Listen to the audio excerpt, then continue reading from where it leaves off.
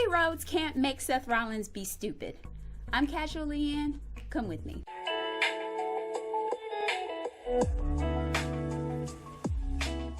So the Raw Talk review from March 14th, 2022 begins with the recap of the end of Raw, in which Seth Rollins and KO were fighting. I was absolutely stunned, pun unintended, that Kevin Owens won. That said, the fact that Cody Rhodes is rumored to be involved in a WrestleMania match with Seth Rollins is problematic if it's going to change Seth Rollins' character. Because I refuse to believe that the visionary Seth Rollins is going to be dumb enough to only come up with a plan that's a copy of Kevin Owens' plan. This is the architect. This is Edge Light, or not Edge Light. This is someone who's built himself on being an opportunist, and all he could come up with is, maybe I should have a show that Stone Cold Steve Austin is the guest of too. That said, I'm sure something's going to arise that's better for him, whether it's Cody Rhodes or it's something else.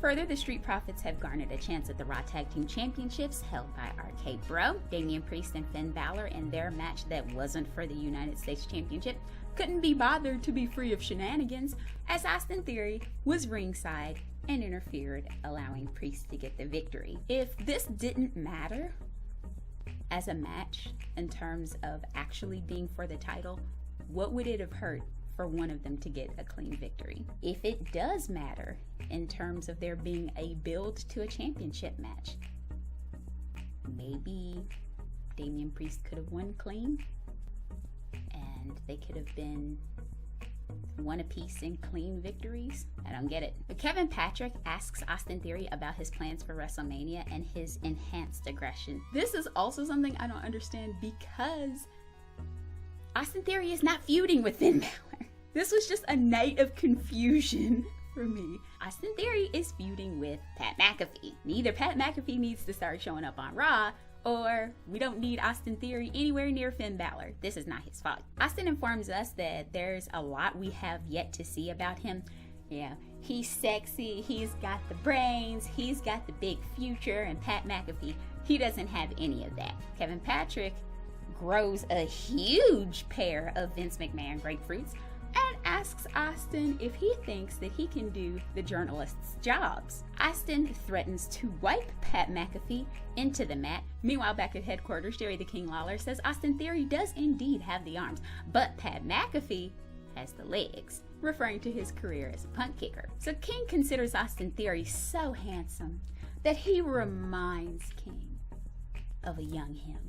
He says Pat McAfee may be talking with a few less teeth, once again citing the conflict with King and Andy Kaufman, a non-wrestler. He's cheering for Austin because SmackDown needs the King back. After this, they begin to pay a poignant tribute to the memory of Scott Hall. Matt Camp calls himself a child of the new generation. That's how he remembers Scott Hall as Razor Ramon. He talks about the impact that he made and how happy he was to be able to know him. Now, my younger brother and I were just a little too young to be watching when Scott Hall was Razor Ramon, but we just started getting into pro wrestling and watching WCW when the NWO was running wild. And I just remember Scott Hall and Kevin Nash being just so cool, and there being so much attention on them, and I was definitely really happy when Kevin Nash and Scott Hall eventually formed the Wolfpack, because I always thought that Kevin Nash and Scott Hall were so much cooler than Hulk Hogan, and they needed their own group away from him. Because when you think about it, it wasn't the NWO in the beginning that had all of our ears perked, that had our eyes all big and bulging. It was the Outsiders. That was the spark. It was Hall and Nash that got it done. I hope you'll forgive a bit of sidebar on my behalf. I just got acquainted with his entrance theme from TNA Marvelous Me less than a year ago, and I listened to it and I was like, wow, like this is actually a pretty powerful song. It's empowering because, you know, Where else do you see marvelous you? You see it when you look in the mirror. Scott Hall, he went through so much. He did have his demons, but he dealt with them. And because of his strong supportive team and the courage he had in dealing with them, we actually had him for a lot longer than anyone expected. So I just feel really blessed to have been a wrestling fan when he was in the ring, and I feel blessed now to have a channel to be able to express my thoughts about him. I offer continuing prayers to Scott Hall's family and friends and fans, and please express your thoughts about him as well in the comments. I love the way they did the tribute on Raw Talk. It was kind of a condensed version of the full tribute that they had on Raw, which I think did things perfectly, especially with Matt Camp talking about his own personal experiences as a fan. They did still have his Hall of Fame lines at the end. Hard work pays off, dreams come true, bad times don't last, but bad guys do. It was genuine, it was touching, it didn't step on the toes of the tribute from the main show. It was perfect. Following this, they show a recap of Edge's latest promo. You will be judged. What does that mean? From who Edge is right now, blue light, suited up standpoint, what does you will be judged mean for us? What does it mean for AJ Styles? I'm not sure I buy this tight a turn, complete with the new music, the you people stuff. The brutality, I feel like, was enough. It's almost as if people didn't believe him as a heel enough the previous week. So creative was like, you gotta do more. But he didn't need to, because now this new character is starting to almost feel like a caricature of Edge. The AJ Styles Edge match is good enough on its own merits. It doesn't need this sharp turn from Edge into someone completely different. Camp and Redmond discuss Montez Ford and Riddle's one-on-one match. There was no conclusive clean finish as the Alpha Academy delivered a moonsault and belly flop to Riddle to prove their point. Okay, so here's the thing with this. I like the Alpha Academy, I like the Street Profits, and I like RK Bro. I don't want to see them all at once on WrestleMania for the Tag Team Championships. I just don't. Sarah Schreiber has the Alpha Academy with her. She asks what sort of statement they were trying to make. They got screwed with the Academic Challenge, the Triple Threat Tag Match, the cards were stacked against them, and Otis hates cards, apparently. He hates when the cards are stacked against them. They're determined that there will be no Tag Team Championship match for WrestleMania without the Alpha Academy. Again, I say, whoever told them that shush and thank you were really fun things for them to do again and again, don't do it again. When creative overdoes and smashes things into the ground like this, I'm compelled to say something, to tell them to be quiet in some way, to tell them to pipe down, to tell them to shut up, but in a vivid, monosyllabic, onomatopoeic fashion. There's a word for it, a word that's come up recently. One word to make somebody be quiet. It's not coming to me.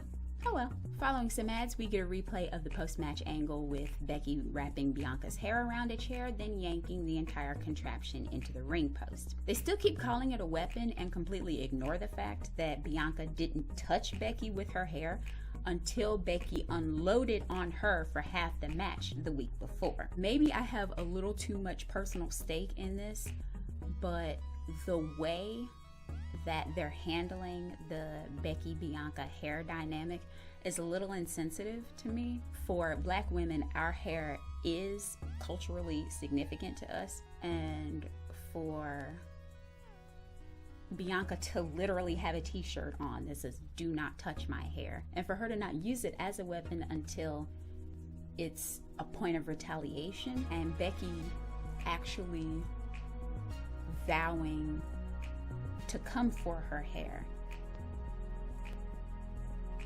It seems a bit out of place in 2022. Conversation moves to The Miz and Logan Paul narrowly escaping a double 619 from the Mysterios, and Kevin Patrick has them both backstage. Ray claims it wasn't the night they were expecting. He says he felt Logan Paul flinch when he gave him a boot, and he knows what's coming. This is the LAW. And LAW is an acronym for Latino ass whipping. Kind of like that. Then Kevin Patrick and Rey Mysterio kind of go into this banter about who didn't get a copy of WWE 2K22. Apparently, Rey Mysterio, despite being the cover of 2K22, didn't get a free copy, which makes literally zero sense to me, or at least as of Monday he hadn't. Hopefully he has by now. Dominic was absolutely tongue-tied for most of it. I don't know if he'd forgot some of his lines or what was going on, but he still needs a little work as far as the mic goes. Hopefully it'll get better. The King calls this a case of two heads are not better than one. He thinks Dominic is so young, and he's going with his fellow Clevelanders, Logan Paul and The Miz, to actually win at WrestleMania. He also tells us about receiving a 2K22 case that when he opened it was completely empty, and somehow he's blaming Rey Mysterio for that. So my overall rating was 3 out of 5. It was very much a meh kind of show.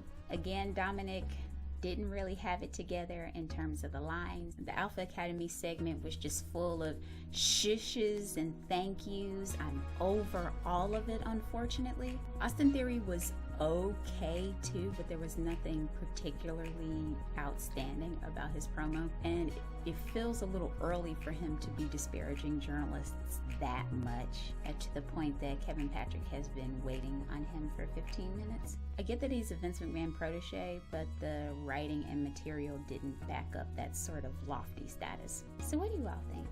Are you buying Edge's heel character? Are you looking forward to the Austin Theory-Pat McAfee match? What are some of your most vivid memories of Scott Hall? Let me know in the comments. Be sure to like, share, comment, and subscribe. Tap that bell icon to make sure you get notifications for when new videos come out. Thank you all so much for watching, and I'll see you soon.